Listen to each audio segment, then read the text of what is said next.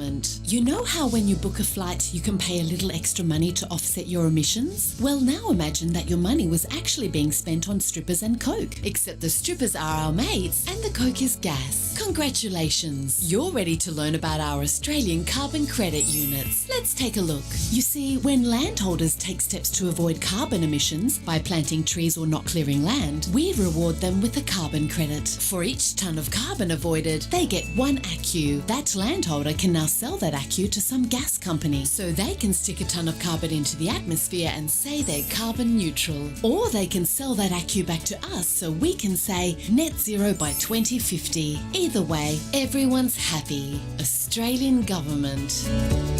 There's just one tiny problem. We may have been handing out millions of ACCUs for bullshit like paying landholders to grow trees that are already there, not clearing land they were never going to clear, and growing forests where forests can never grow. Because as you can see on this map, most of them are in the middle of the fucking desert. Because of this, 70 to 80% of our ACCUs are low integrity, which is another way of saying they'll offset approximately fuck all. Fuck offsets. Fuck offsets are great for our mates, because the shitter our carbon credits are, the cheaper they are. And that means more of them can be bought to offset new gas projects and keep making the ching-ching. Which is a shame, because carbon credits could play an important role in offsetting emissions that are hard to avoid. But to truly work, carbon credits require transparency, integrity, and rigorous accounting. And you know we care about transparency when we put Angus in charge of this gig, the guy who gave us forged documents, fake social media profiles, and a Cayman Island registered company we bought water off at double the going price without tender. And to ensure the integrity bit, we have an assurance committee chaired by a leading expert. Well, it was until the expert started asking too many questions, so Angus replaced him with this fossil fuel lobbyist. And alongside him, to ensure the rigorous accounting part, we also hired the guy whose dodgy modelling we used to bring you bullshit fear campaigns and those Kyoto carryover credits. We even hired the former CEO of Origin to review our carbon credits. Cool and normal.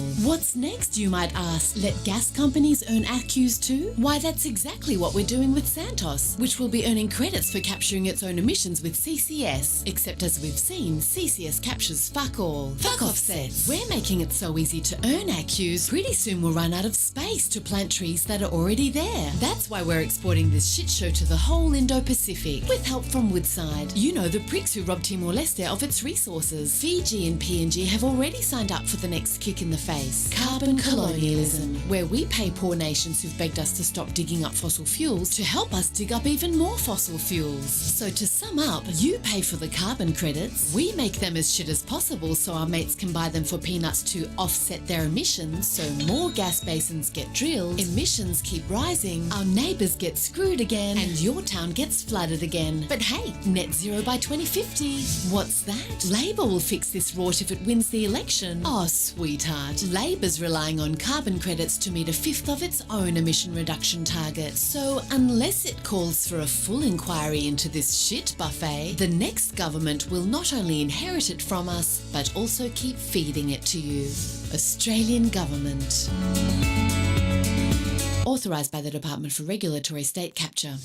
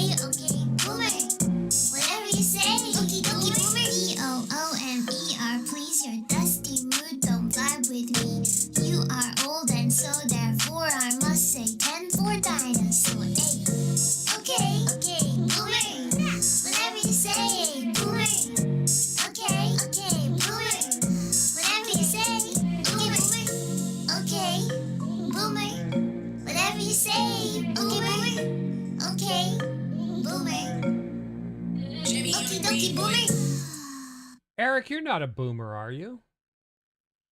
I'm like right on the line. You're on the line. You're born. You're Gen Xer, I'm right? Gen I'm a X. Gen X. I'm a Gen Just Xer. barely. Oh God, I'm in a room with Gen Xers tonight. Hi everybody, how you doing? We have a special guest tonight.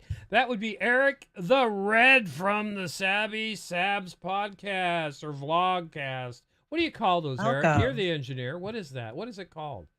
She just calls it Sabby Sab's podcast, I think. Yeah, I think she does too. So welcome, Eric. Yeah, And Thank you. nice to have you on. And Eric's going to be joining us through the whole show tonight, which I'm really excited about. We get to drag his ass through this whole show.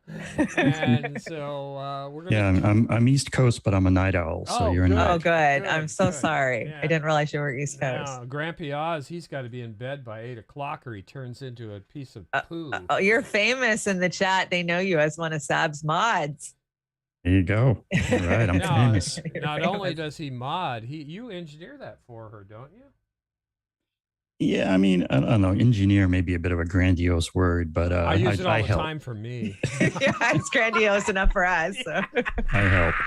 Good. Well, that's good. But she does the real work as far as the content and the commentary. And she's great. You're a great team over there. I'm glad she has you over there. So that's fantastic. And she does great work. We love our Sabby. And you guys just keep it up. You want to shout out the Rockfin chat, Chanda? Or Hey, Rockfin, what's up? I see Fred Edward over there. C. Brown's Rebellion. Welcome. Kate, I hope you got the right headset on. I do that all the time because I have the iPhone 7 or whatever. You had to have a jack for it or something. Who else over? Oh, Aram. Aram was first through the door. Look at you go, Aram. Always there for us. We appreciate it. There's a bunch watching on the Rockfin, but they're not talking yet. Oh my God, there's Fair and Balanced. Fair and Balanced. You've been Farron. killing it, Farron. Huge shout out today. Yeah, yes. that was so nice, Farron. We love our Fair and Balanced, and she does a great job over there at Fault Lines. And Farron, we got a proposition for you, and it's not the kind that some people think.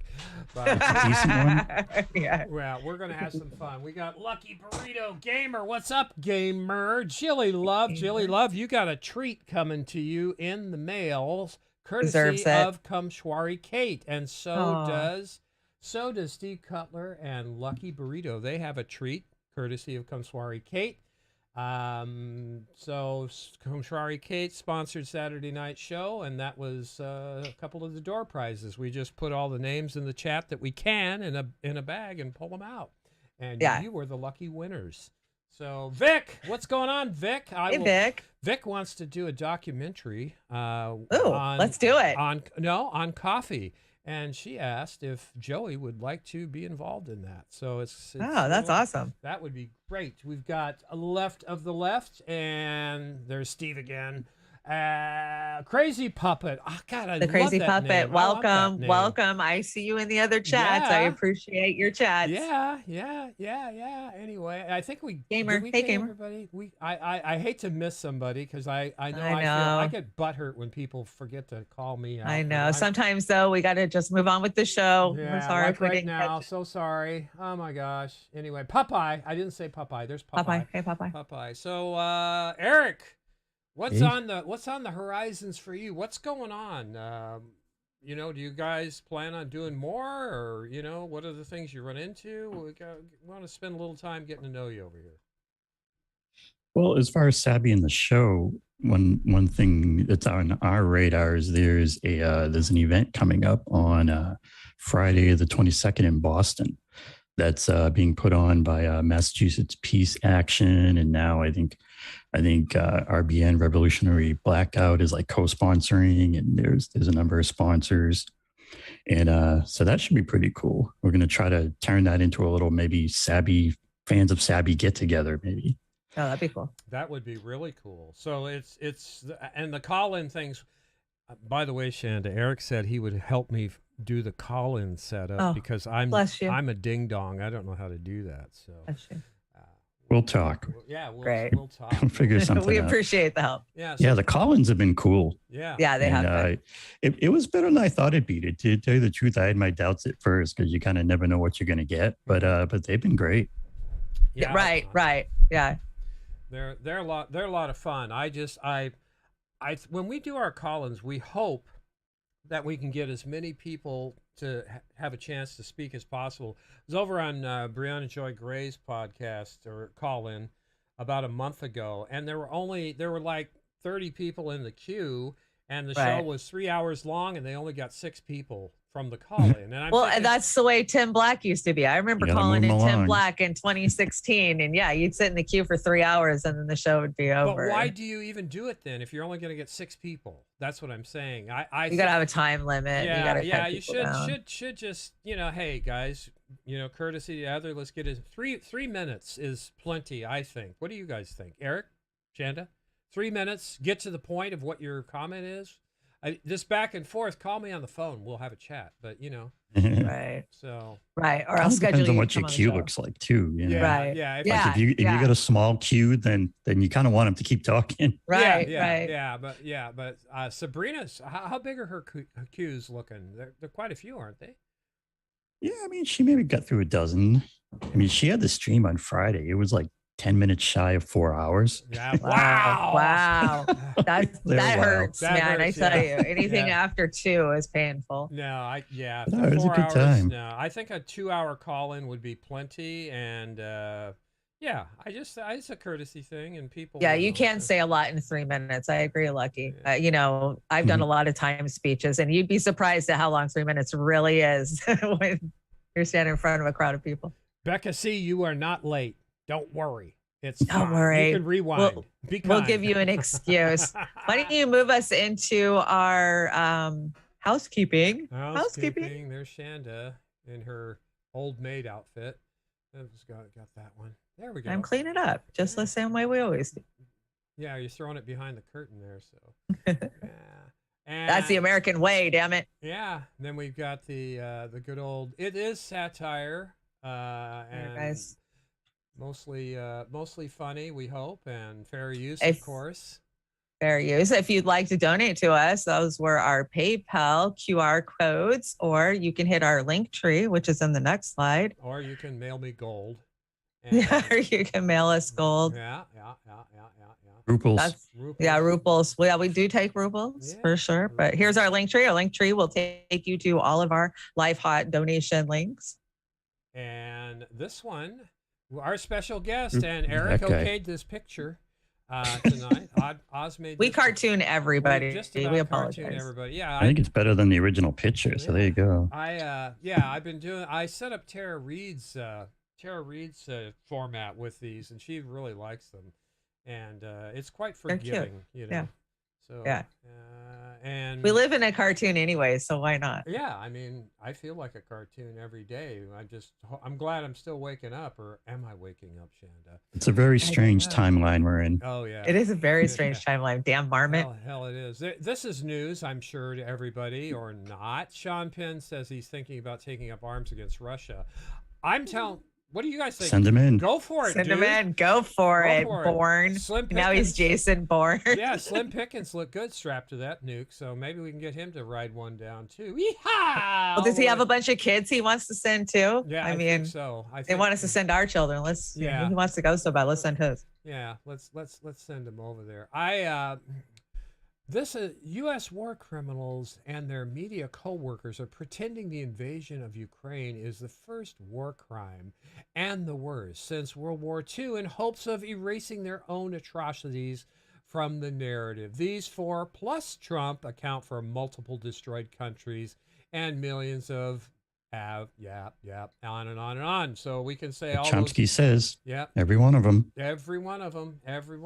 And I got to ask, do you guys think this will be any different than like Iraq, Afghanistan, all of these proxy wars that we've been dumping money into for 30 years? Because I kind of feel like this one's different. This is the one that's going to spark it to where we're all dead. What do you think? It comes back to get us right. Yeah. What do you think? A little detail. You think think this is it?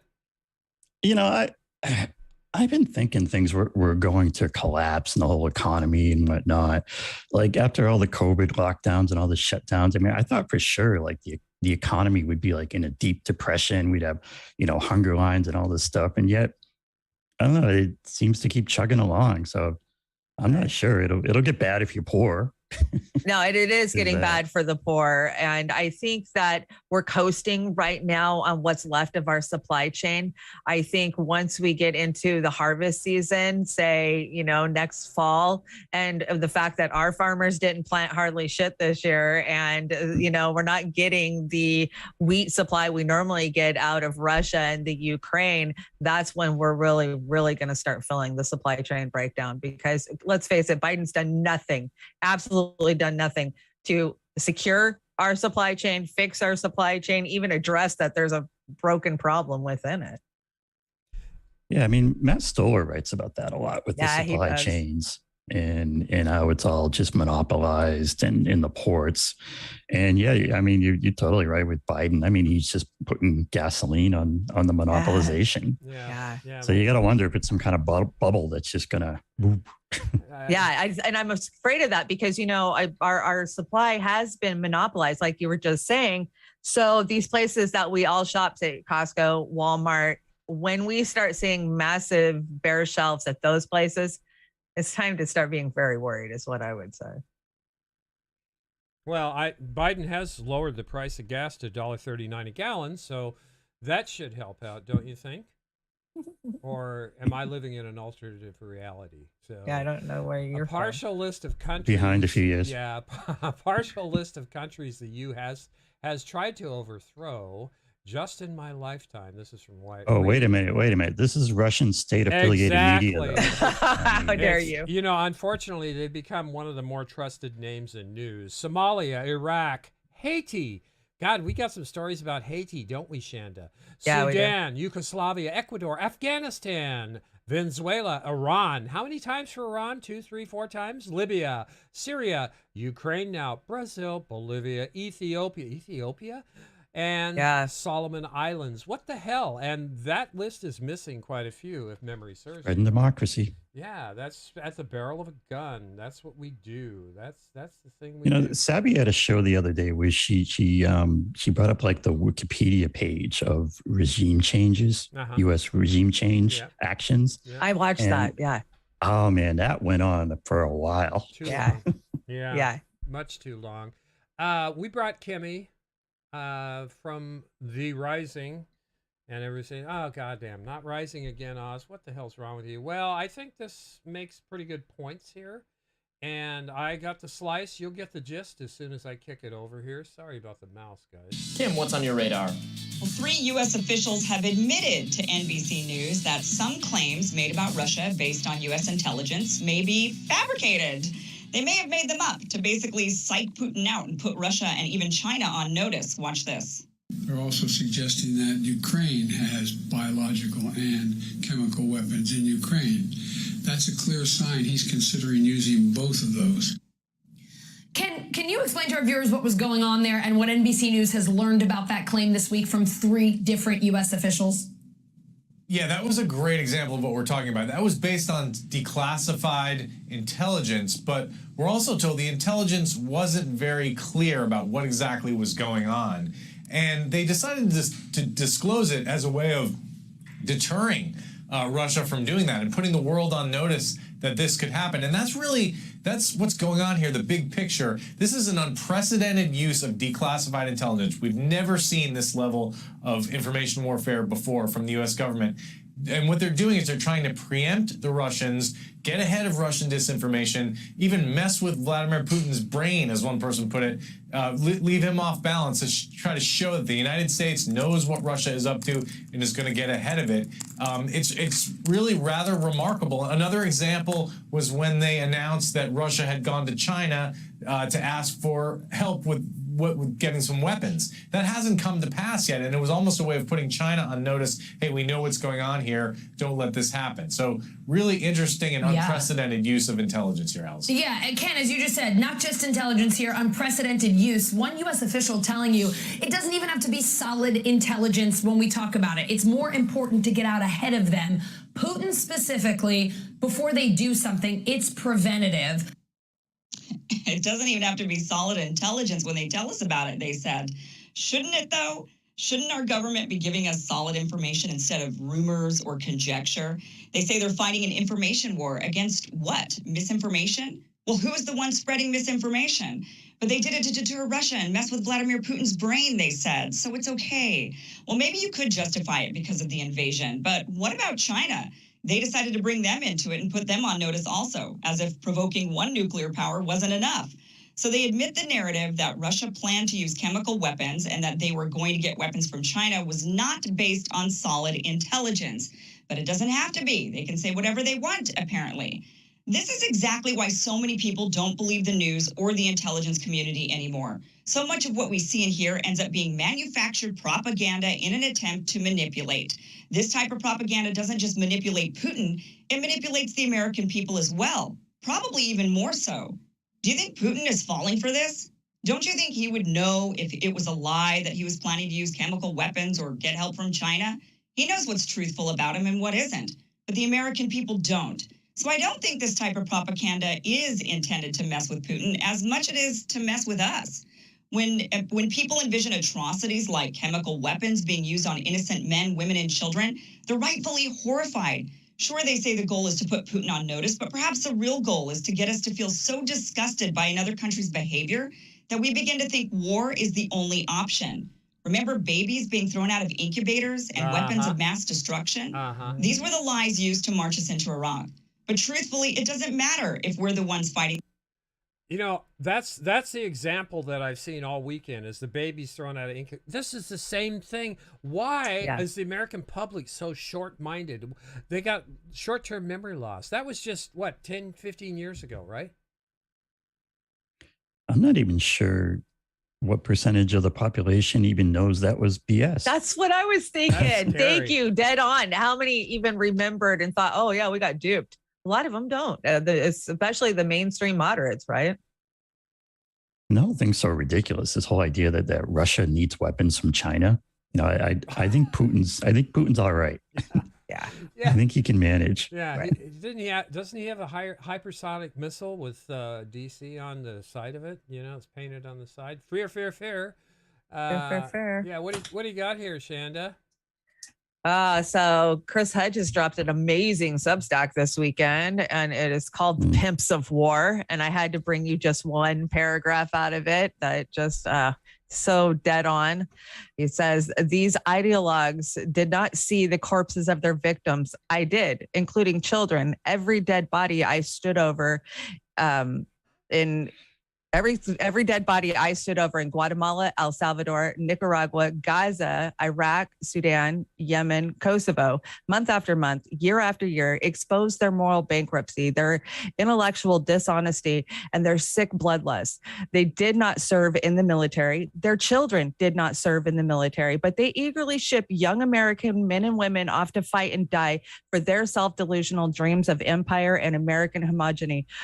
Or, as in the Ukraine, they provide hundreds of millions of dollars in weaponry and logistical support to sustain long and bloody proxy wars. And it's such a great read. I highly advise you to go read it. Yeah, he's really articulate in making his point clearly. And he doesn't have pages and pages and pages.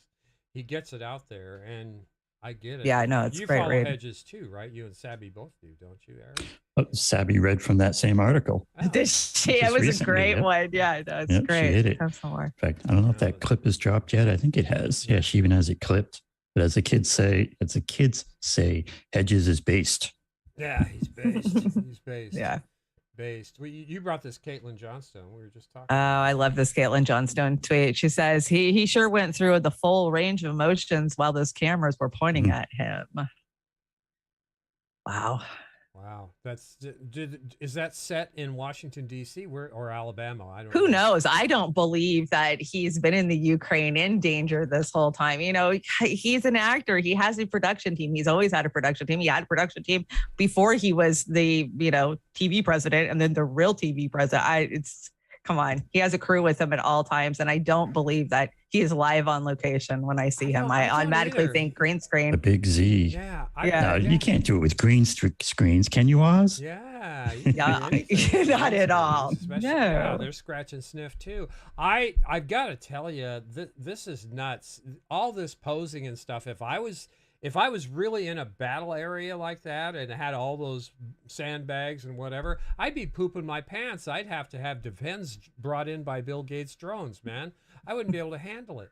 So Richard Medhurst, breaking. Imran Khan is no longer the Prime Minister of Pakistan. He's just been removed via no confidence vote with 174 out of 172 votes needed. Khan had he had visited Moscow a few weeks ago to secure a gas and wheat criticizing U.S. foreign policy and meddling in Pakistan. You know, don't piss off the imperialist nations, or they're going to grab you by your short and curlies and rip them out. So that's what happened, unless you guys disagree. And they used the Democrats' tactic of making the vote really close. So, right. Always make it look like they participated. Yeah. So, yeah, absolutely. One other thing that I thought of with the Zelensky stuff is just one of the ways I've heard of it framed with like Putin and Russia is that their information game like is not great. No, it's not. It's like, whereas here in the West, like we're really good at it. So they're losing the info war. The info, shouldn't use the term info war, but they're losing the information war. But Putin doesn't really care because the ruble's doing fine. Right. Yeah. Right. Yeah. Right. Ruble. Yeah, absolutely. No, you're right. I don't think there's nothing in the world that can come up against the empire media machine. Yeah. There's just At least in the West. In the West, yeah. Even China would struggle, I think, to come up against it. Yeah. Right. Yeah, absolutely.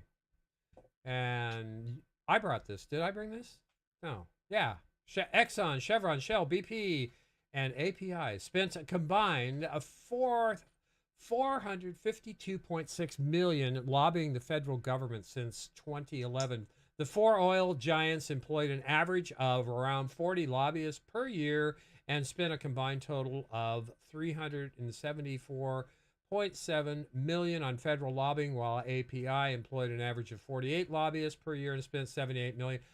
This sounds so familiar. Did we talk about this Saturday night? Because we think it's double those numbers. Yeah. Yeah, because K Street is just insane. I think Farron actually, I think on her show, invited everybody. She asked everybody, hey, if you want to come and tour of K Street, just let me know. We'll schedule it. So, and that's what my dad said. Rest in peace, Pop. You're absolutely right. And he said, if somebody went in there and kind of took care of K Street, that would solve a lot of problems. So I don't know what he meant, but that's K Street is the problem. When they can have 87 to 150 lobbyists assigned to one senator or congressman, that's got to scare the hell out of everybody, I would think. You're gonna have to deal with the money. Yeah, it's yeah. Most people don't even know. They don't realize, I was that dumb, naive, if I'm voting, I'm doing my duty, until I went inside our electoral process at every level, the party as a vote observer. And then you go, oh my God, we have no say in our government. Absolutely at all. It's corporately owned. No, it is. It is. I think I don't know. I think most people get that. I mean, if you ask most people, is the Congress corrupt? Is it bought? Most people know, what's in play here. They don't know what to do about it. They don't know whether their party or the other. Yeah. And we're busy surviving. Yeah. So how do you fight it? That. I think that, it's disgusting. They know. Yeah, absolutely. I think they do, the people that are engaged. I don't know about my daughter's generation, though. They're so busy trying to survive and doing the things that, we didn't do, video games and, internet and social media and stuff. TikTok. I've had this in the deck since last week, and I've been watching it played on other folks' shows, but I know. I adore Claire Daly. If we had 535 Claire Dailies, everything would be fixed in 10 minutes.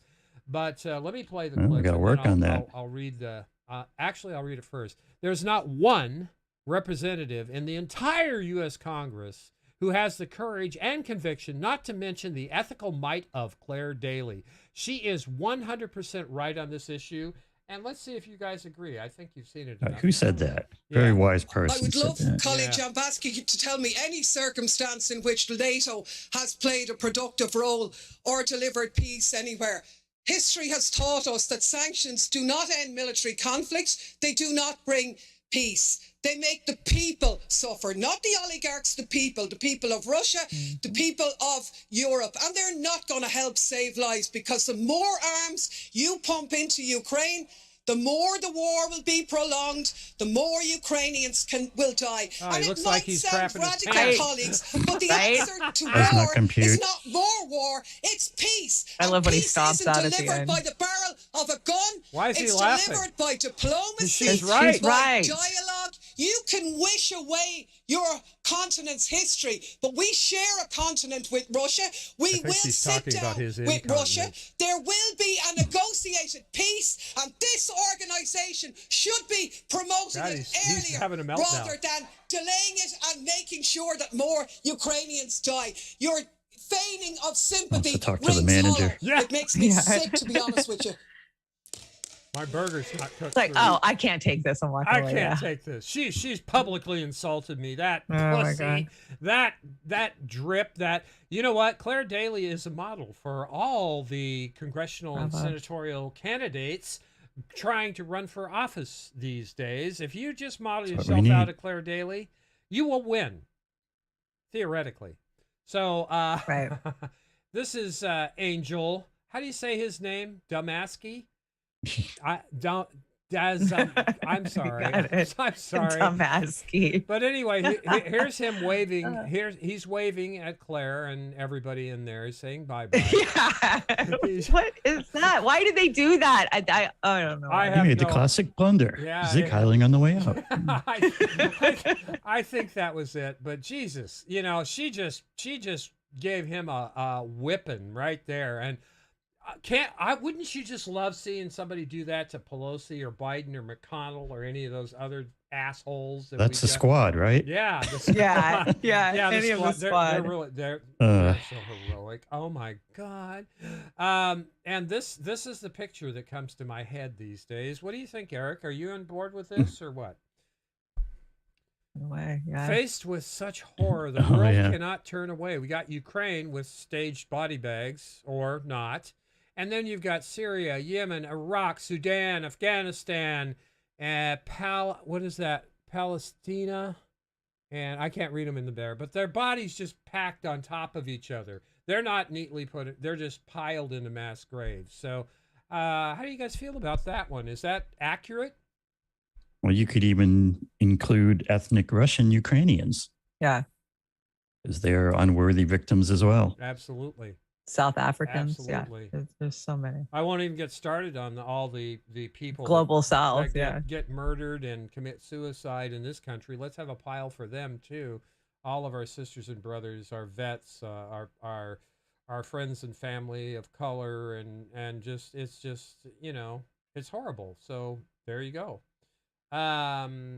Food pyramid. Did you bring this, Chanda, or did I bring this? Oh, no, I brought this. This is your 2030 food pyramid.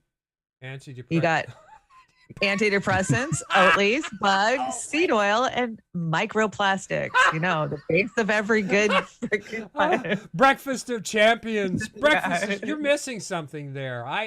What is it you're missing? You got the pharmaceuticals. You got the synthetic plastic milk. You've got bugs. The glyphosate's in the Oatly. Okay, you got the glyphosate. That's covered. The microplastics and the seed oils. Geez, God, I still think you're missing something. What could it be? I think the bugs are kind of out of place there because we're going to be eating bugs. We eat bugs every day. Yeah, we actually do. Yeah, I think we do too. That's a great pyramid. I'm just going to stop you right there. I don't speak brainwashed. I love that. Did you just put that in, or have I just been missing it?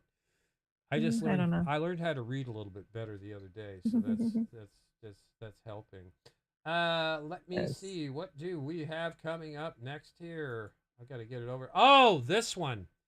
Tell us about this, please. Okay.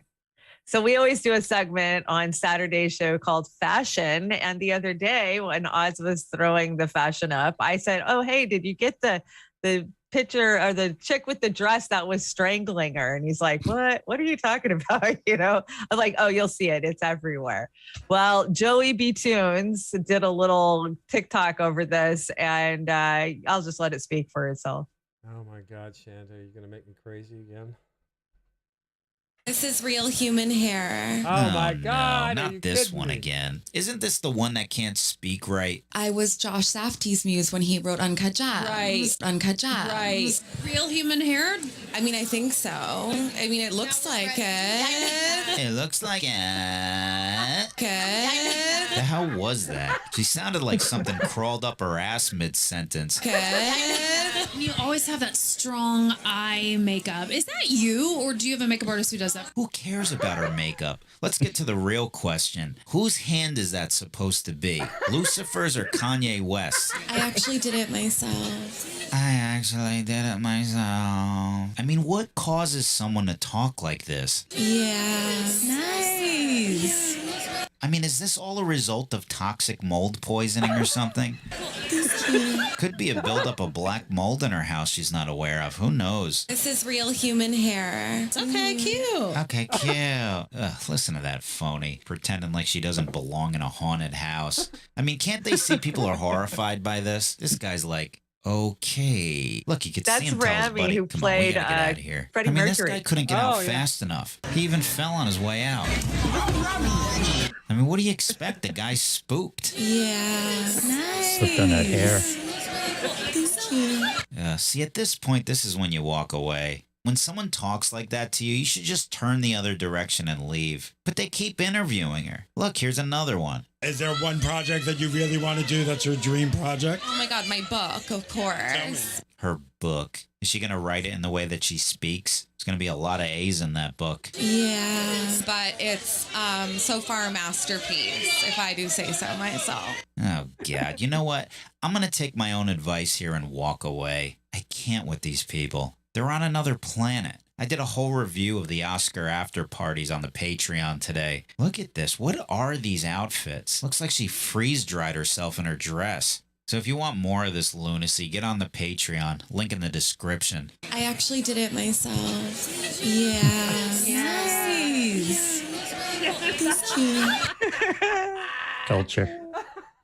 Joey B. Tunes, he rips TikTok apart. And I'm sorry, it's funny because you have to see just the crazy lunacy of some of these people. This is the predator class, and we put them up on a pedestal and let them control our lives. Come on, no.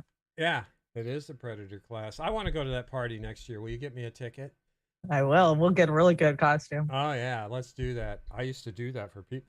I did make costumes.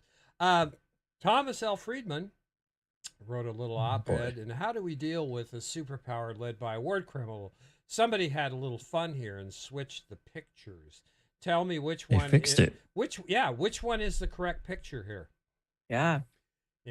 Fix it. Some people would say both, and I would have to say yes, but I'm leaning more towards the one on the left there. This one right here.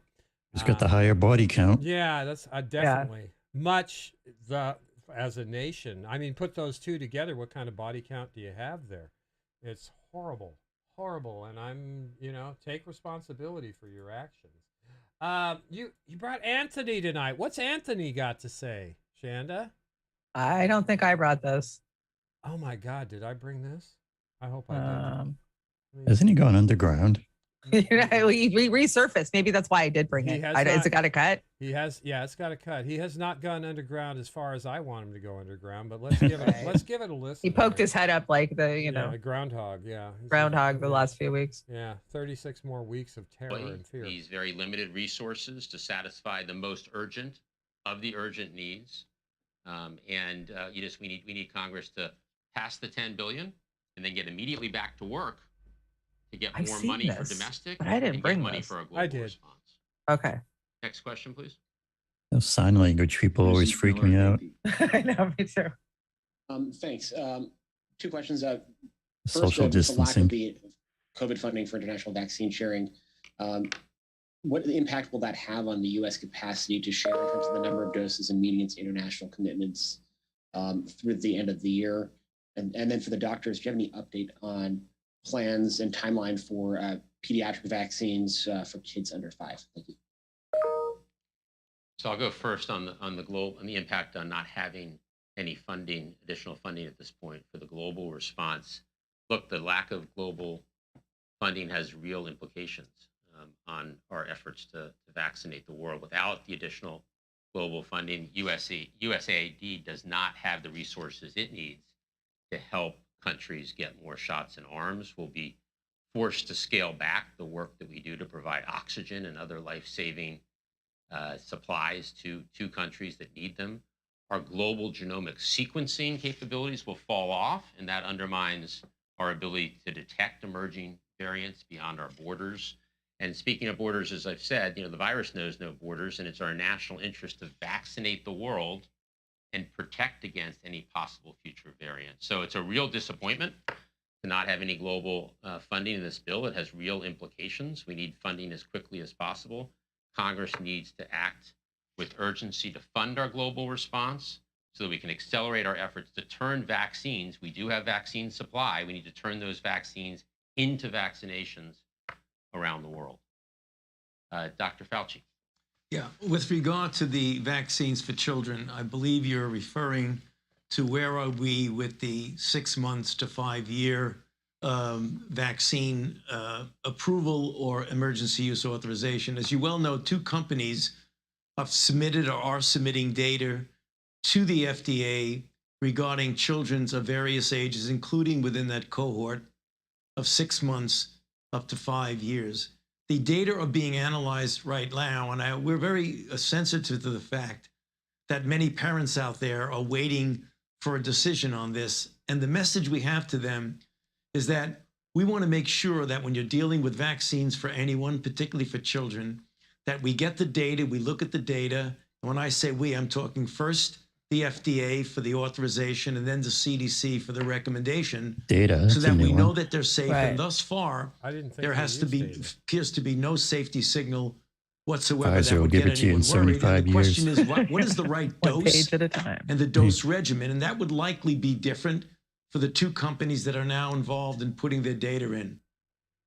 You ever hear Max Blumenthal's impression of Yeah, he does a good one. Fauci? He does Awesome. a good one. He does a good one. Well, you know, So Chanda, what's your take on that? Because we're fighting in the green room over who. Well, brought did you this. see all of them? You had her on the monitor in the back. This is the White House COVID response team's public health officials holding a briefing. I want to say this was 7 days ago. And most of us are not talking about the C word. It's kind of fallen off. The media is not on it like they were, but they're still in the background plugging ahead with, we need money. We need a lot of money and we need it now. And it's up to you to give it to us and to pass it for us. And this is just another huge handout that's going to be handed to Big Farm. And most of us aren't even paying attention. People are like, oh, Fauci, he's underground now. No, he's underground, just freaking collecting carrots left and right. And I'm going to do these out of order because this is what they're wanting to do. The WHO Treaty seeks total control over global health. And what do you equivocate that with? I equivocate that with dollar signs. And unfortunately, I don't think it has to do with global health as much as making lots of money and lots of people richer and richer and richer. It's not about vaccinating the world. They don't care about vaccinating the world. Do you believe they're trying to vaccinate the world, Eric? Well, they're trying to sell vaccines to the world. Yeah. I mean, they don't even care if they get dumped out on the floor as long as they're paid for. And you basically have the federal money machine go brrr and generate a bunch of dollars and send them right into Pharma and Moderna. And, there you go. It's so bad. Yeah, It's we're almost paying like it's them. not about health, right? Yeah, well, here's an opinion from the expert. So that should keep us free and fair from getting knocked down tonight. But here's the expert. And this is from 1980 something, at least, I think. But let's give it a listen. And it's not, Jimmy Dore's not the expert. The expert is, you wouldn't guess who the expert is. And if Oz can give it back, I'm going to. Where'd it go? Where'd it go? It disappeared. But she's had the flu for 14 days. Should she get a flu shot? Well, no. If she got the flu for 14 days, she's as protected as anybody can be because the best vaccination is to get infected yourself. And so if she really has the flu, she definitely doesn't need a flu vaccine. if she really has the flu. She should not get it again. No, she doesn't need it because it's the most potent vaccination is getting infected yourself.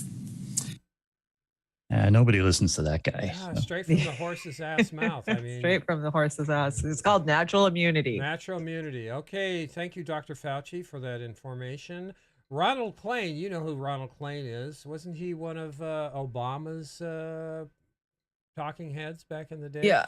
Lowest jobless claims fall to the lowest level since 1968. Whatever. They kicked everybody off of unemployment. What are they talking about? That's what Sabby keeps tweeting, saying. I know. The robots are coming. Skynet. We used to talk about the. Go ahead. We used to talk about the real unemployment rate, but nobody seems to. Everybody's in love with this fake one we've been playing with for 30 years. What is that about? I know a lot of people who have been pushed out of the workforce. But I'm glad Starbucks are organizing because that's going to be the only job left one of these days is baristas. Everything else. Well, no, the robots are going to be baristas. Robots can make coffee. Those will get automated too. Don't worry, guys. No, I mean McDonald's has already done that. But McDonald's took a big hit because they pulled out of Russia last week. So I heard Nestle did today. So no more Nestle's. Oh yeah, no, just Kit Kats is what I heard. Everything else is still going there, but they are not getting no Kit Kats because Kit Kats is what's going to break the back of Putin and put this all to an end. Yeah, they'll be healthier. So they are healthier. Are you kidding? Yeah, they are healthier. Pull all that shit out of there. So you brought this. What is this epic fail? So this is a follow-up to your Taylor Lorenz stunt you pulled on me last week where you refaced me on her. How dare you? Anyways, this is kind of a little follow-up. I don't know who Thor Benson is, but he's on point with this analysis. I've watched Thor a couple of times. Okay. He is right quite a bit. I bring in some crazy right-wing, Yeah. The media completely ignores it. The media is more focused on Taylor Lorenz. Remember this clip from the other week. I've had to remove every single social tie. I had severe PTSD from this. You feel like any little piece of information that gets out on you will be used by the worst people on the internet to destroy your life. Somebody help her. And it's so isolating and terrifying. It's horrifying. Good help there from the interviewer. It's overwhelming. It's really hard. Taylor Lorenz is playing the victim as if she's under threat because she receives all kinds of online criticism for her constant fake news journalism, her lies, her hit pieces, her slander campaigns against random innocent people like Mr. Beast and other massive YouTubers. Oh, and by the way, a little update on that whole Taylor Lorenz thing. MSNBC removes Taylor Lorenz interview from YouTube after she accuses the outlet of causing, quote, harassment. After that interview, she wrote this: "If your segment or story on online harassment leads to even more for your subject, you effed up royally and should learn how to cover these things properly before you ever talk about them again. I could teach an entire class on this stuff, but the simple fact is that very few people in power and newsrooms actually understand how the modern internet and online landscapes work, so they continually give ammo to bad actors. Yes, Taylor, you once again receiving massive criticism from the internet for showing up on MSNBC, fake crying little crocodile tears, pretending to be the victim when you in fact are the perpetrator. You receiving criticism for that is somehow MSNBC's fault because they don't know how to cover this stuff. I mean, this part right over here pretty much tells you all you need to know. We're dealing with a deluded narcissist here. But I don't want to trail too far away from the point. The point is, the media's focus is always on these left-wing activists, these left-wing journalists, playing the victim, constantly playing. True. So there you are. Girl. She threw a fit that YouTube caused her harassment. Well, come on. That was the funniest stuff on the internet last week. It was hilarious. It was. Yeah.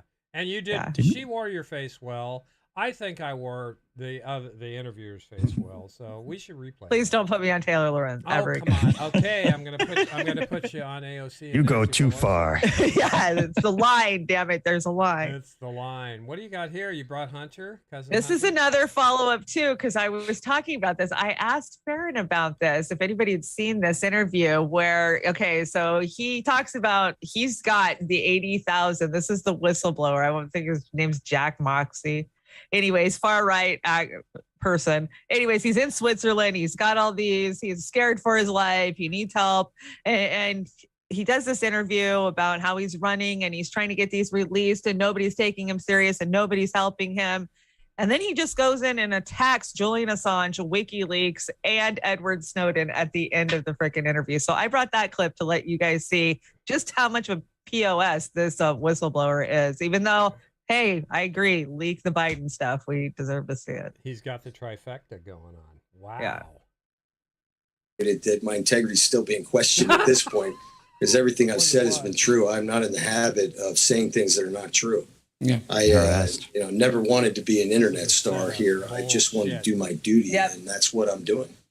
So what about, I'm just brainstorming. Have you reached out to some of the, the whistleblower welcoming side, WikiLeaks, for example? Have you turned over anything to them? But they seem to be able to get stuff published, and without this being pulled from any federal governments, whether it's ours or other. I tried to contact WikiLeaks to dump them the 8,000 emails. They never responded. WikiLeaks doesn't exist. They never responded. Frankly, I don't think I'm in the them. same league. They stole their material. As far as I'm concerned, Assange got people killed. And I feel the same way about Eric Snowden. Now, I may appreciate what he did, but he broke the law. I'm trying very hard at every level not to break the law and not to expose Hunter's female traffic victims and children that he may have abused to further harm. What bothers me is that we live in this great country and we try to think of ourselves as an ethical nation. And it seems to me that myself and a few other hardcore people are the only ones who care. I mean, Eric, I can count on 10 fingers the people who have helped me, the people who have shown concern for this over the last. He went to the same acting school Zelensky did. This is just, give me a break. So I'm excited to get more Hunter stuff, even though we've seen what we've seen. We know that the Senate hearing, or which committee was it that had it? Was it the Intelligence Committee that had the 78-page report on Hunter Biden last October? They knew what was in that laptop. So, I mean, even if more stuff comes out or it doesn't, there's enough there. They could do something if anybody ever did anything, but it's not. But yeah, I wanted to bring that for you guys to see. He's not a great dude. This is a Republican ploy, I think, to, swing opinion and oh, look, the Hunter Biden laptop is real. This whistleblower's out there running for his life. And yeah, I don't shit on Julian Assange. Yeah, don't do it. Or Eric Snowden. Leave Eric alone. Yeah, they're playing both. Oh God, Eric's spoiling. Yeah. Yeah, this is. Isn't it the Senate Unethical Committee or the Senate? I think it was the Ethical Committee. You're right. You're absolutely right. Because we shared it. I think Jilly gave it to me and we went through it and we gave it to the chat. That was back in October. Yeah. Yeah. This dude, you brought this. Are you saying? Well, this is another follow-up from a report from over a year ago, year and a half ago. Yeah, this was back in the summer of love and fire. But the two Buffalo police officers who knocked down the 75-year-old protester, Martin, to the ground, causing him severe head injury. If you remember, he was bleeding out his ears. We could all see it. Yeah. Well, they were cleared. Sound. Yeah, that thunk. Cleared of any wrongdoing. All of them that stepped over him, walked over him. All of them. Well, that's the humanity we live in. They certainly didn't do any right doing, so there should be trial for that, I mean, following orders. I got to tell you guys again, and I'm not bowing up my chest because I can barely get from here to there, but if that was my pop, I'd be losing my shit right about now. Oh, I know, right? Yeah, and I think everybody can sympathize with that analogy. Mr. Beat, I brought this, a typical medical bill for someone with good health insurance. Well, no health insurance is good in the richest country in the world. And you see the total charges were $38,755.60, insurance payment $33,578.95, and adjustments. So that's $5,000, and that's typical. Thanks for confirming you're a Democrat. Are you kidding me, Lindsay? What the hell? That's not. I have to disagree with you, Oz, in one point. Yeah. There is good health insurance, health coverage, and it's the one that Lindsay there has. Yeah. that the senators have. Yeah, he's not blue checked. I think that's a fake account, but still. All right, the real Lindsay's got the good stuff. Yeah, oh yeah, they've got. How long does it take them to get that? They have to serve what, 2 terms before they get the pension. The pension, yeah. I think it's 4. I mean, they got good health care from day one. You can bet that. Oh yeah, and and with their connections inside. But I just wanted to bring this to remind everybody: universal health care. That's just healthcare, no strings. Government can't turn it off. When it goes on, it stays on forever. That's it. Just straight out healthcare. You mean what every other civilized country has? Yeah, something like that. I don't know. We're gonna have to redefine civilized. Yeah. Pelosi said you couldn't pay me $1 billion to run for speaker again, according to an upcoming She already got her $1 billion. Yeah, she's set, but she's not gonna be around long enough to spend it. What do you think they're going to do with that money when she goes to the next incarnation of Satan? Yeah, they'll hopefully they'll be able to download that's why they're trying to live as long as they can. That technology will catch up. They'll be able to just download into some kind of avatar. And, if not, their kids will be able to. So the money will live on. We know how the predator class looks at inheritance. At least I don't think they wasted the Lazarus pill on Jimmy Carter because he's been building homes for people. That's true. But they would all do that. Yeah, but the rest of them, they're just wasting those Lazarus pills on these scumbags. And I wish. And they never leave. They never leave. And the average person retires at 64 or something. And these guys are still in there at 80, 85. Are you kidding me? Grassley's like 80 something. Can you say Dianne Feinstein? I'm 89. Dianne Feinstein. Oh my God. I know. Talk about the Crypt Keeper. Oh my God. That's just incredible. I brought a treat for you here today. Joe Biden is articulating a very specific point here. Now, I want everybody to listen closely because... You use Biden and articulate in the same sentence? Yeah, I did. I think lightning's about ready to strike. Let's listen. We're the only outfit in the country that is immune. Imagine had the tobacco industry been immune to being sued. Come on. In February, the families of 9... What did he say? What? Prostitutes being sued, the tobacco company, for smoking. It has to be that, right? Let's hear it again. It's short. Yeah, play it again. I don't know what the heck he's talking listen about. Closely, damn it. Play it again. I don't know if it'll help. We're the only outfit in the country that is immune. Imagine had the tobacco industry been immune to being sued. Come on. What? In February, he was going to say prosecuting, but he couldn't come up with the word. So it came out and then he quit and said sued. Oh, prostitute. I speak fluent Biden, so anytime you need it translated, just hit me up. Oh my God. Come on, man. That's why. Come on, man. Why? Why,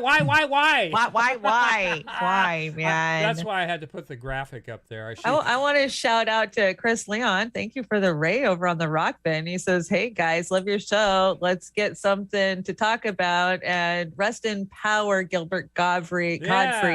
Your comedy will be missed. I agree. We were talking about that in the green room. Growing up as Gen Xers, we grew up on Up All Night with Gilda and Rhonda. I mean, yeah, he was done dirty by Hollywood many times. I think. Yes, he was, and not only Hollywood, but the duopoly. Because when he said something bad about George Bush, no more Affleck gig. So, what do you got here? You brought this. I didn't bring this. Yeah, I know you changed your lifestyles and lost your job and lost your business and lost all your freedoms, and your kids don't go to school anymore. But if you could go ahead and do it all again, even though it didn't work the first time, that'd be great. Jesus Christ, that actor would not. That's Gary. I can't remember his last name, but he's a good actor. He would never say that. No, I don't believe that, but that's what's coming. This is your warning. This is your PSA for the night. That's what's coming as we come into summer and we head towards election. It's time to lock down again. I want to show, I brought this jobs report up here and it's real clear politics, but the graph is going to be the same pretty much anywhere, I think, even though this isn't accurate. This is probably the worst thing you want to see on a graph as far as approval and disapproval. Oh my gosh. Jesus.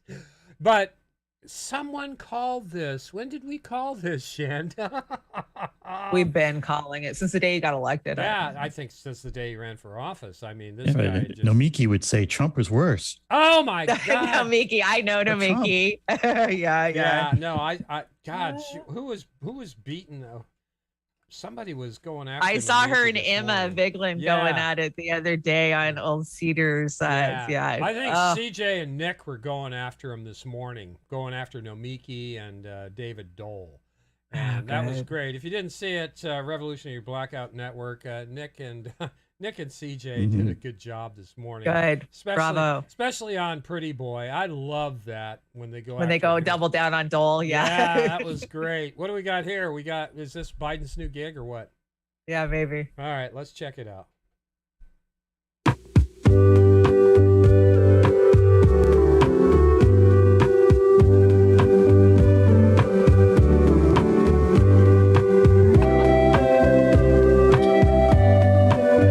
Church of Lucifer. We might not know it. I'm afraid. Holy Cross is renaming its science complex. Is it just me? Technology for the win. Crazier out there. Yeah, it's getting crazier. Boop. God, we are living in a cartoon. Hey, Poikinen. Keep saying that, Brother Steve. We are looking at a cartoon. It's a nightmare cartoon. Oh, you brought Skeletor with Fruity Pebbles again. I like this one. Yeah, we love these PSAs from Skeletor. Punishable by fine means legal for a price until we meet again. Yeah. That's kind of creepy. It's kind of true. Punishable by a fine means that we have two judicial systems, right? That for the poor and that for those who have money. And that's the reality of where we live. Eric, I don't want this to frighten you, this next exhibit here, but this is Brother Pat, the Batman fan, and I did a collaboration. And being that I'm going crazy and the crazy puppet, you might be able to relate with this too. We made something kind of creepy and spooky. He sent me part of it, and I did the other part. But when we brought this together, I was thinking when I did this is how I feel every day. And Pat's emotions in this kind of telegraph my feelings. Check it out. It's definitely different. Chanda liked it. Artistic. So I like it. It's definitely artistic.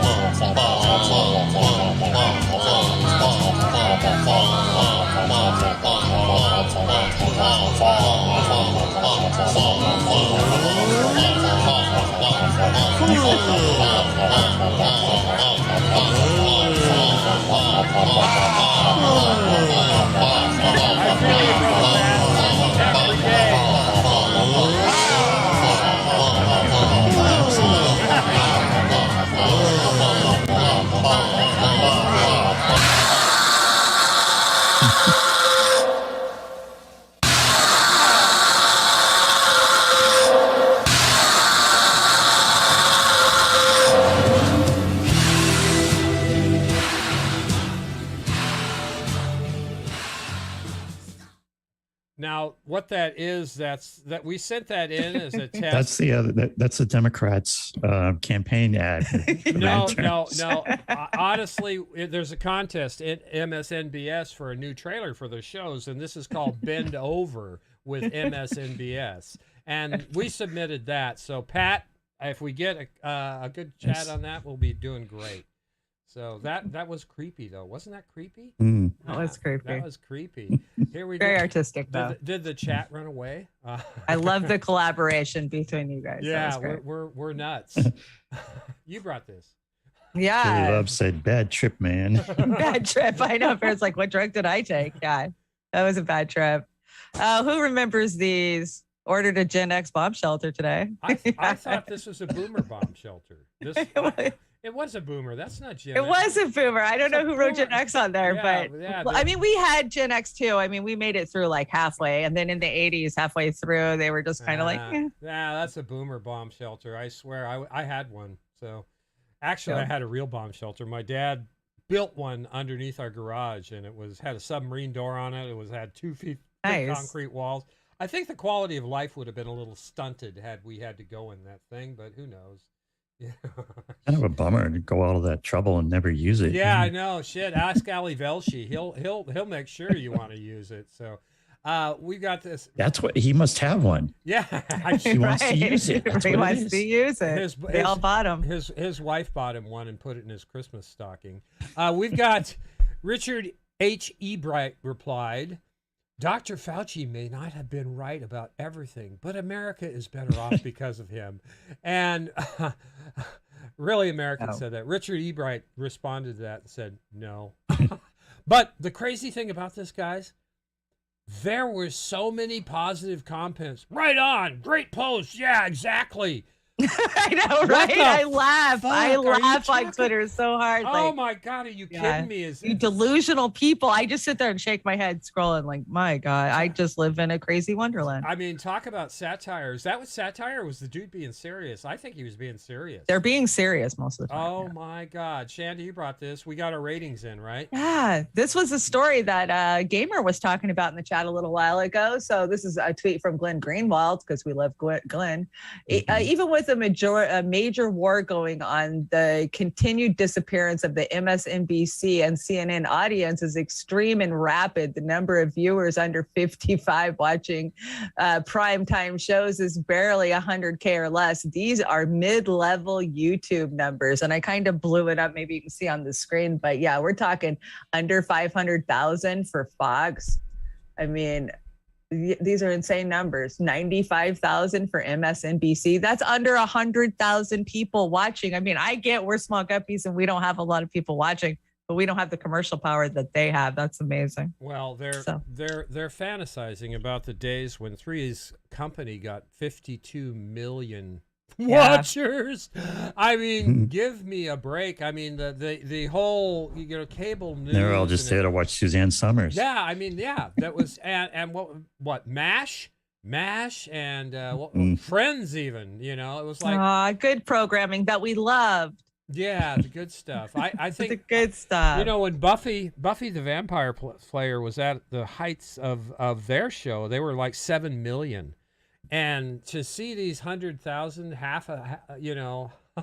350, I mean, are you kidding me, man?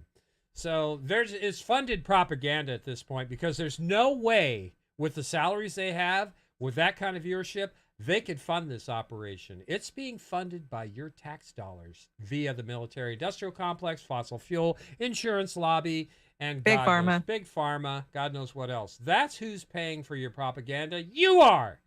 So again, so you're saying it's all about the money? It's not about the money. Oh, for Christ. I want you to go back and ask Sabby. See what she says.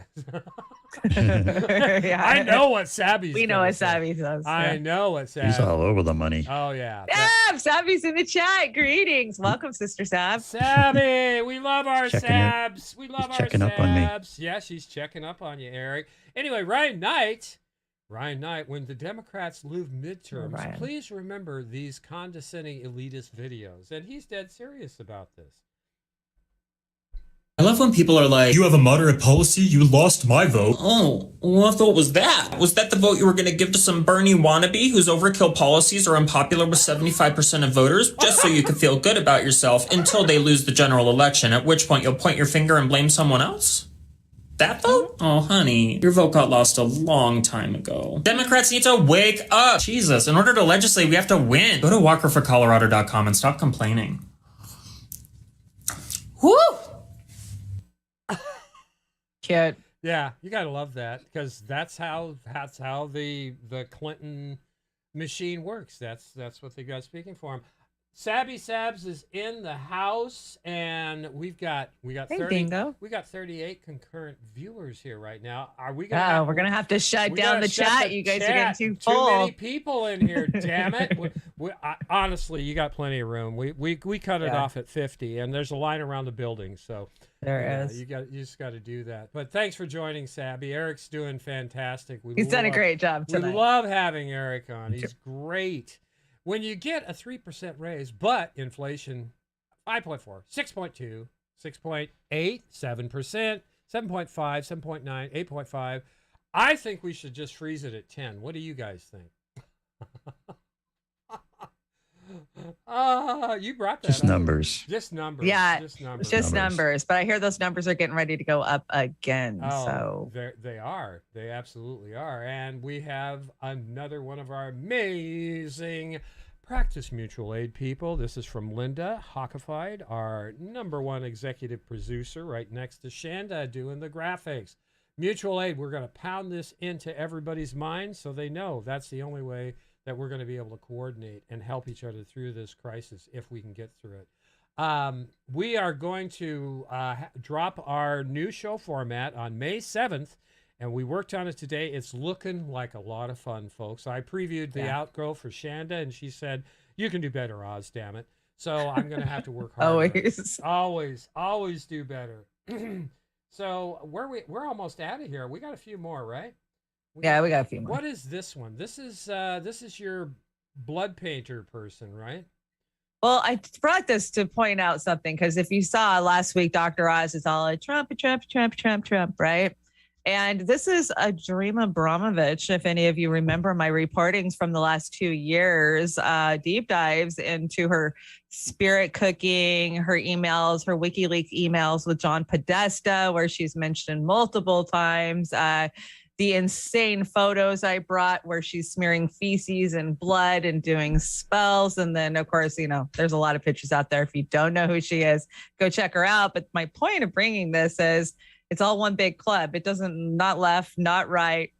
She's a known Clinton, operative, very supportive of the Clinton Foundation. And here she is with the right. So left or right, it's all one big club. I thought Dr. Oz got kicked out of both clubs. Didn't he get kicked out of both clubs or no? What? How did he even get into either club is what I want to know. Oprah did it. Thank you. Yes, Oprah brought us a lot of these numb-headed people. Yeah, Dr. Phil and Dr. Oz, and yeah, there's many of them. Yeah, I just want to go back to Mike Douglas times and have it easy. That's I mean, really. So, now you brought this. This one is not controversial at all because everybody knows who runs this planet. What's this about? Every time I bring anything about the Rothschilds, not the Rothschilds, the Rothschilds, it means red shield, I take a ton of flack from people. Oh, you crazy conspiracy theorist. Well, I'm not conspiring anything. I'm not saying anything, but just check out how much they're really worth. And then you tell me what's really going on in the world. Okay. I'm going to guess 300 trillion. No. Today, the Rothschilds' vast fortune is the topic of just as many myths as there are stars in the sky. Some sources claim the wealthiest family owns about 500 trillion US dollars. That's, however, not just hard to believe, but practically impossible, since the whole world's capital is estimated to be around 1 to 2 quadrillion. So a family controlling quarter to a half of the entire world's money is beyond crazy. Most sources estimate their wealth at around 500 billion to 1 trillion USD.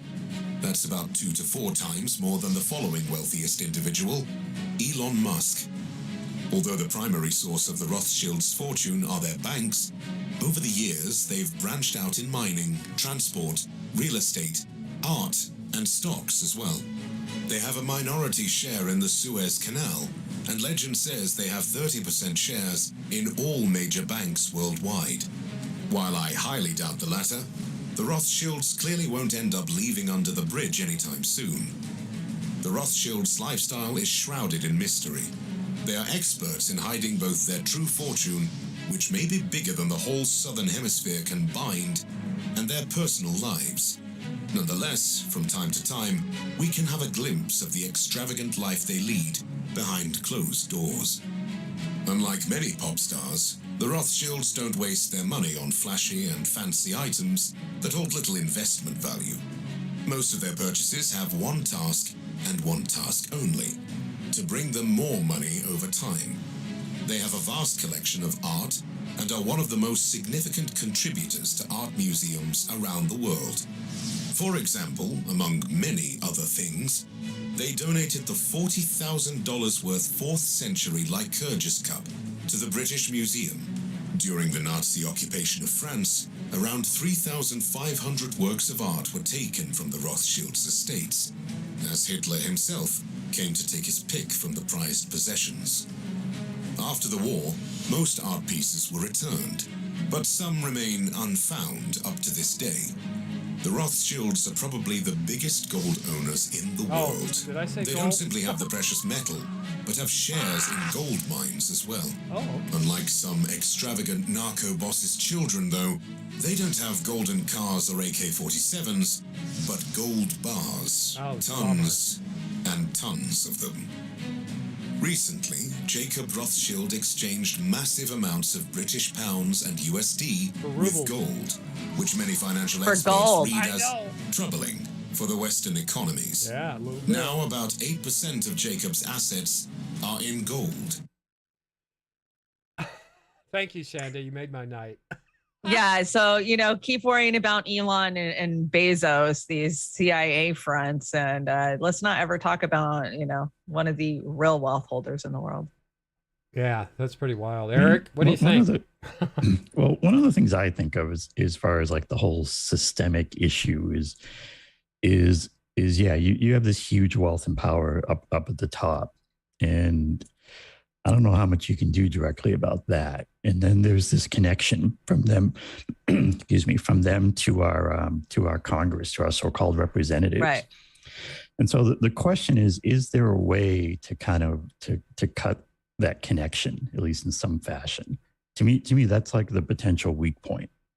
I think we have to shut down lobbying for one, right? I mean, getting money out of politics, every bit of it. No, you can't go give speeches. No, you can't go work for the head of an energy board.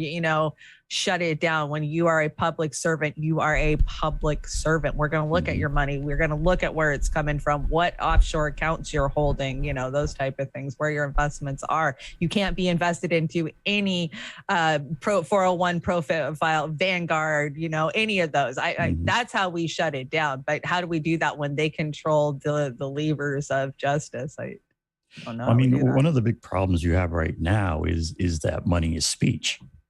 Yeah. As far as, when laws are when they don't even try right now, because if you do a good campaign finance law, it'll get struck down if it ever does go to the Supreme Court. So basically you get into having to have a constitutional amendment is really a lot of us have talked about that over the years. It's time to actually have a good conversation about there's the move to amend, folks. They have their We the People amendment. It's really quite a simple amendment. It just basically says money is not speech, corporations are not people.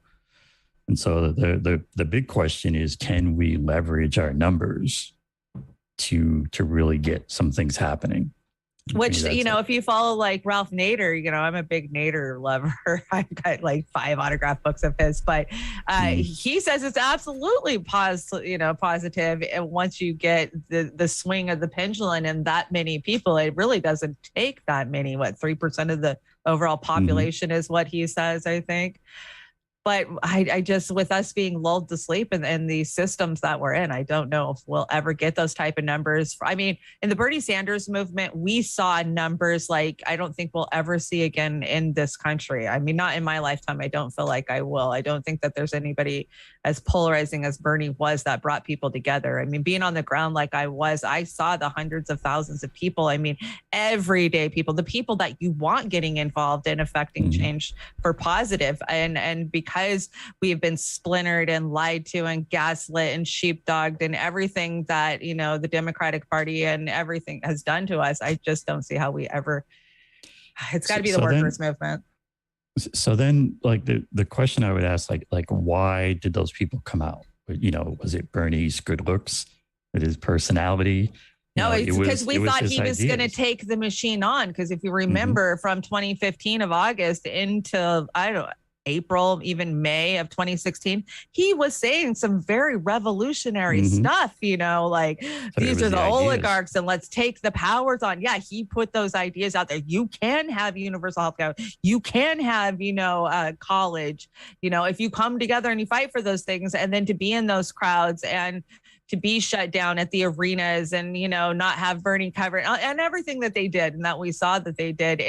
They know how to crush any momentum that we get organizing on the ground. I don't care if it's political workers, the CIA infiltrators in every group. It's insane across the board. Nothing's going to be easy, but I feel like if we can come around, collaborate around a core set of ideas and really make that the core of what we're doing here and not a person, we can at least have a shot at this. I agree. There isn't a person, because all of our idols fall, right? Every single one of them has at some point we won't agree with.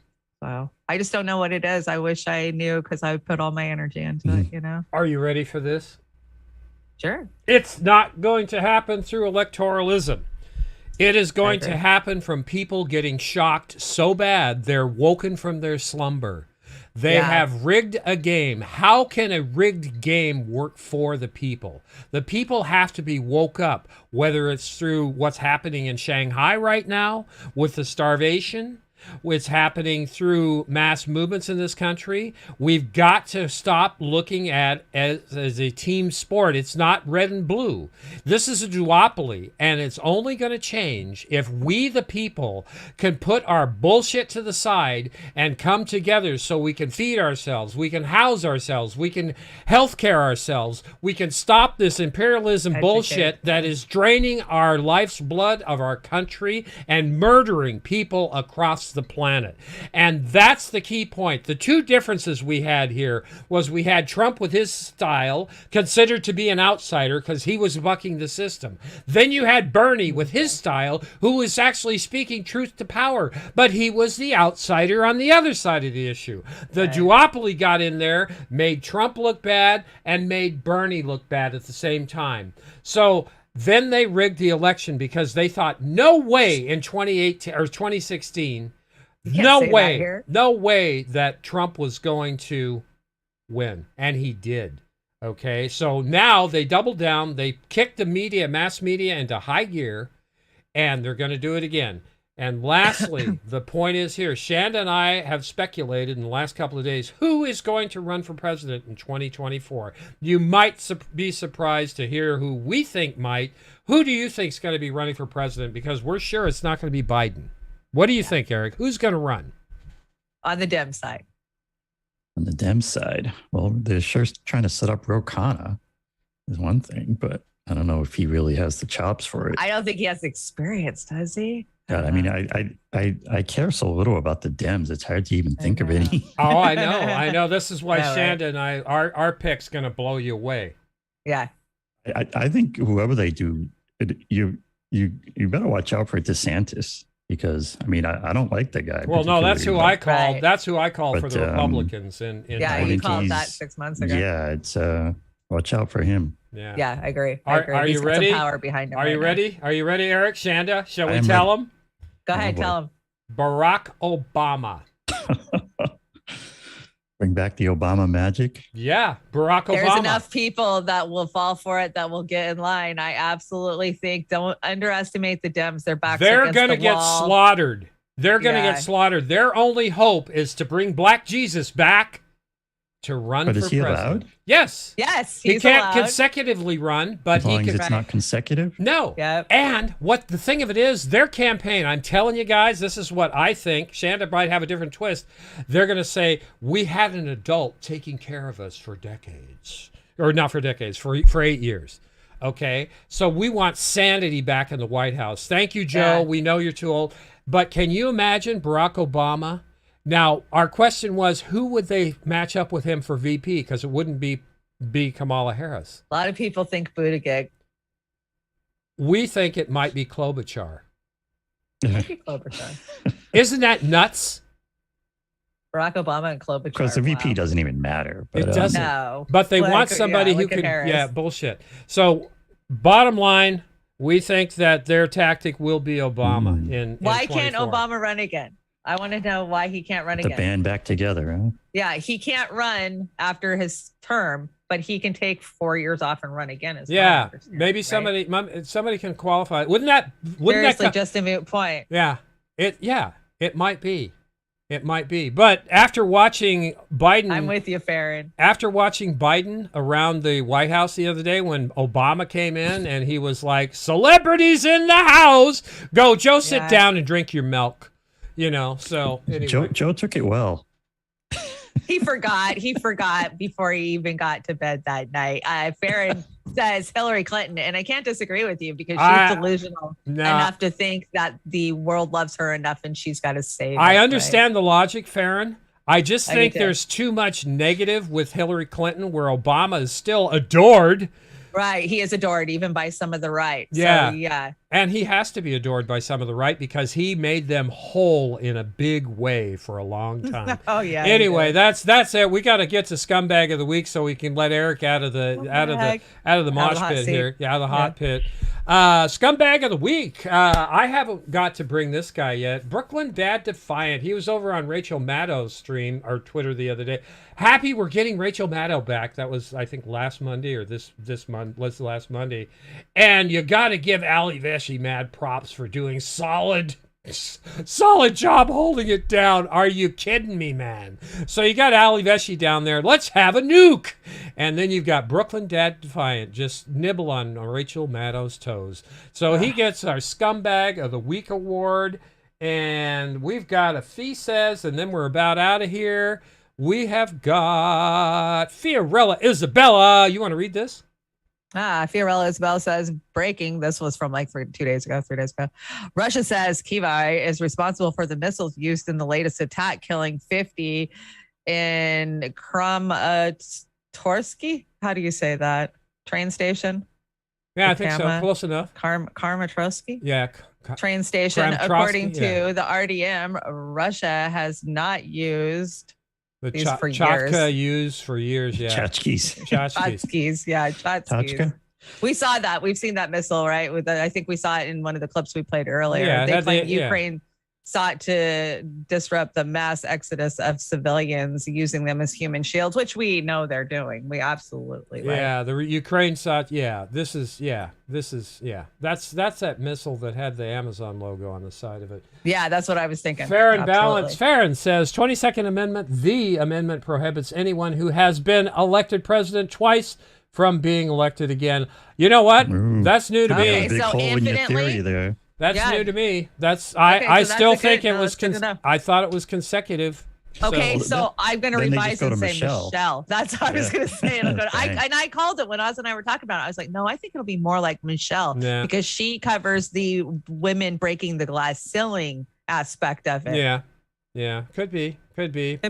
Yeah, could be. I'm sure she'd want it. Yeah, Farron, thank you for that information. I'm still thinking. You're right. I'm thinking they'll do a reface on Obama and run him again anyway. So which amendment was that? 22nd. 26. Okay. 22nd. I heard 22nd. 22nd.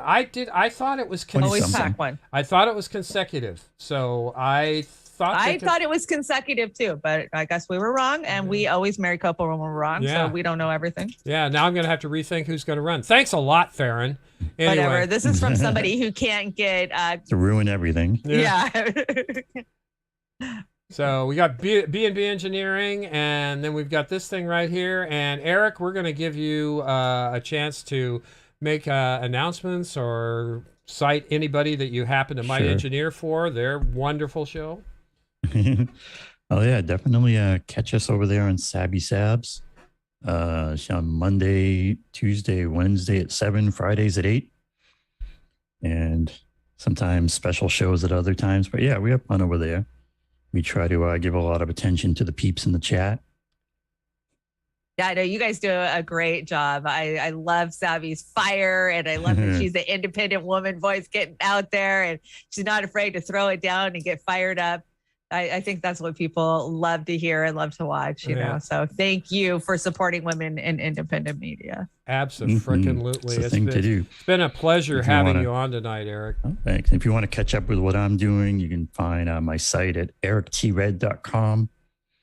Basically just my name. Thanks. Right. And you can see some stuff that I posted there, some ideas and things. Okay, that sounds great. I think you got a super chat on Rockfin. Yeah, Chanda, you want to call out the Super Ray on the Rockfin? No, you did. Hold on. Paid comment, I guess, is the proper terminology on Rockfin. Is it a paid comment? I can read it if you want. Yeah, go ahead. From AREM. Thanks for the $2 tip. Obama cannot run again because his full term will push Obama past the 10-year limit. I like that. I can't validate or verify the contents of the comment, but so there is some discourse to be had on that. Interesting. Interesting. Well, I don't think I could suffer through another year of Obama either. So that's what. Did we get all of the Super Rays? I don't know. Farron says, love you guys. Keep up the great work. Yeah. And it's not speech. You said that one, right? Yeah, I think so. I was busy checking my phone. I want to shout out to everybody who's been sending me PayPals. Thank you guys. You rock. It helps so much with the launch of Beauty and the Boomer LLC. Been starting up bank accounts this week and our new PayPal. And yeah, the May 7th rollout, we're going to have brand new everything, Patreons, whatever. But we appreciate your support. So if I didn't shout you out, I will send you a personal message after the show. Cool. She doesn't even send me personal messages, damn it. Heck no. No way. And again, I want to shout out Thurston Community Media. Thurston Community Media. Thank you, VSA Dams. That is Wednesday through Saturday evening, 3 a.m. to 5 a.m. Now that I've got it down to 2 hours, I hope that's making Kate happy there, Vic. We try so hard. We cut so much. We cut in the middle of the show. We'll be cutting stuff. Hey, Chad Wilson, shout out. Chad, what's going on? You going to run for president in 24, Chad? I'll vote for presidents can only have 2 terms. Yes, we've established that fact here. Yeah. Okay. It's a rumor. If somebody gets... I'll go look at the full text. It's not that I don't believe you, but there was so much talk in the last decade about consecutive. They can't run consecutive, but at some point they couldn't. So that obviously has been vetted out. We are going to go... Well, you got an announcement. What do we got? We got Helen back on Thursday? Yeah, I just want to shout out to Comrade Missy Putin. I stopped by her TNT radio show today and had a blast chatting with her and finding out what all of our peeps were up to this week, because, you know, there was huge protests and rallies and get-togethers all over the country, DC, LA, and we had a blast. So make sure you are watching or listening during the day. I love it. I can just turn it on and all of our friends are stopping by Comrade Missy Putin's radio show. Yeah, that's great. And you got Helen back with Brother P. Hopefully we're pulling off to Helen back on Thursday. I'm thinking it'll be noon Pacific time, but we shall see. Yeah, and Sister Amber will be back. I don't know if she's doing the show Friday or not, but check out Tara Reid. I've been doing a little engineering. Tara. She has a show on at 8 p.m. tonight. Indie News Network, Reef is going to be engineering that show. So she is going to have Caleb Moppin on. So if you you're probably already over there because it's 8:30. It's 8:35. Go over there when we're done. Yeah, definitely. I'm so sorry. Tell her we sent you. And then we've got another rousing round of Beauty and the Boomer on Saturday night, and hopefully I'll be high or drunk, so it'll even be more funny.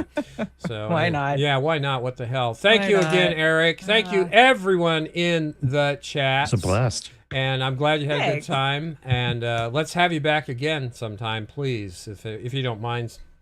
Anytime. Okay. All right, Eric, we're going out with, and I looked for a song, but because of the Julian Assange this weekend, I've wanted something that said Set Me Free, and this was Set Me Free cover by Sweet. Here we go. I hope it's sweet. Free Assange. Free Assange.